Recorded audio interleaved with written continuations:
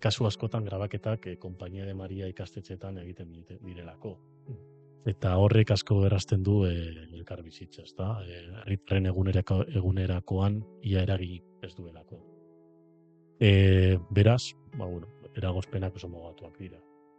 Nik uste dut 13-14 pelikula ja egon dira Orduñan, eta bakarrik 5-6 aldiz kalean grabatu dute. Beraz, baina nik kontuan hartu behar da, batez ere, ekoizpen batek 2 edo 3 hilabete irauten badu, agian 300.000 euroko inguruko eragin zuzena duela Orduñan. Asko da. Ostatuetan, jatetxeetan, edo tokiko zerbitzuetan, eta horrek uste dute tokiko ekonomia indartzen duela.